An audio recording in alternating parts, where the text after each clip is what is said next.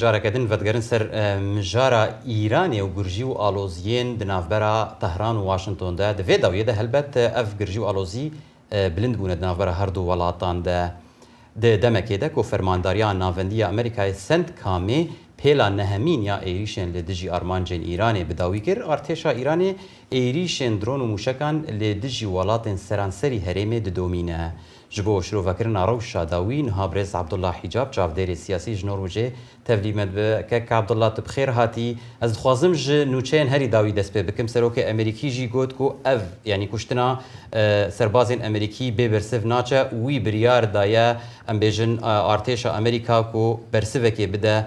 Di nerîna te de evaya dibêje xaleke guhartinê di asta şer de ji ber got hefteya bûyî de heta niha bi awakî rojane Îran êrîş dikir Amerîka bersiv dida û bi wî şêweyî neh roj berdewam dikirin niha leşkerên Amerîkî hatine kuştin. Ev yek wê çi li ser erdê were wê encama wê de were guhartin. Silav rez bo bînerên hêja. Ez ne bawerim ku guhartineke cewherî de pîvanên şer de bê pêş ji ber ku pêştir dema careke şerçêbûyî wê demê Serok Trump got ku eger bê û leşkerên Amerîkayê bêne kuştin wê demê muadileya şer ya bêjin hewsengiya şer tê guhartinê lê wê dawiyê dizane ku şer kuştî pê re ne. Berhindê jî ez bawerim yê hinekî Amerîkayê aciz ke yê hinekî bibe heger ku Amerîka zêde êrişan bike rengê êrişên xwe bi awayekî sinûrdar berfireh bike, bi awayek sinûrdar berfireh bike tê wateyê ku ihtimal heye ku du êriş ya sê êriş ya çend pêrên êrişên tund bike lê ew nayê wateyê ku tenê ew yanî tenê kuştina çend serbazên Amerîkayî çend leşkerên Amerîkayî bibe heger ku şer bibe şereke giştgîr şereke berfirawan. Şer yê heya ku rewşekên nûneyê pêş şerê di çarçeweya niha de sinûrdar bimîne ew jî bi hindê ve girêdayê ku gelo Îran heya ku amade ye ku vegere ser mêza danûstandinê ser masaya danûstandinê û heya kî derê amade ye ku ew imtiyaz yan ew avantajên ku Amerîka dixwaze van avantaja di siyaseta derve, di siyaseta herêmî, di siyaseta ewlekariyê û di siyaseta bêjin ticaretê de bide Amerîka. Keke Abdullah we karbedestên Amerîkî dibêjin Amerîka her yanî deriyê diplomasiyê herdem vekiriye bi taybet ji aliyê Amerîka ve yanî divê çi were kirin heta ku Îran jî careke din amade be vegere ser masaya danûstandinan. Ji aliyê Amerîkayê ve gelek girêngek ku bawerî hebe ku Îran wan naxapîne. Bawerî hebe ku Îran micide dixwaze bi rijdî dixwaze van danûstandina bikar bîne bona guhartinekê di rewşa niha de. Lê bona hindê ku Îran vegere ser masaya gotûbêjekeke micid gotûbêjek ku encam hebe pêwîst e Îran encama wî şerî bibîne. Yani pêwîst e ku Îran zexteke zêde bibîne bizanibe ku ne tenê li warê serbazî de zerbeyan dixwe belku di warê pîşesaziyê de di warê şêrxana aborî de dikeve rewşekê ku êdî nekaribe kontrolkê. Yani Îran dibe zerbeyê wisan bixwe ku berdewamiya şer ji xwe re be ku sûdek ve ku qazancek nebîne. Şerê niha di vê çarçeveyê ku niha heyî carê Îran neaniye ser vê baweriyê ku ew şera bi awayekê ku Îran nekaribe tehemûla wê bike. Di asta niha de Îran tehemûl dike. Heya vê rojê ku Îran bikaribe li bin barê wî şerî wê rewşê wan êrişa pişta xwe rast ya pişta wê neçeme wê berdewam be li ser siyaseta xapandinê, li ser siyaseta manûrdanê, li ser siyaseta xweparastin li hewhatinekê ku ciyê baweriyê be. Dema ku zanî براستی رامش مجده بدم يخواب بگواره. یعنی سرویه کیش یعنی ام دبیجن گروپین سر به ایرانی و یعنی اول گلگل ایرانی کاردی الهریمی و حوسی و کنمونه ایرو راگهاندن که وان دور پیچه که دریایی دانیه سر عربستان سعودی به تایبت لتنگاوا باب المندب و اویک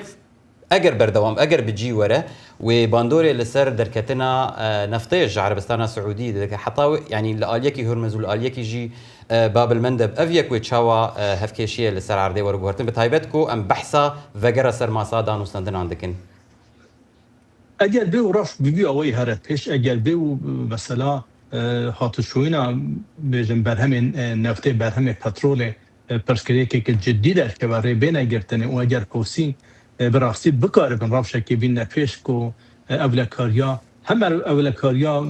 بیجه هنرده کرنا نفط عربستان و هم جی لسر روشا گشتی او بری هرمی باندوره که جدی دانن بکار بن ریه که بگرن بتایبت گوریا بابل منده بگرن دوی روشه ده ایدی از باورم نتن عربستان بلکو او جهان کو بگشتی در جوانی خواهی آبودی ده مترسیه ده بینه ده خطریه ده بینه به دنگ نامینه یعنی یه دنگ بکه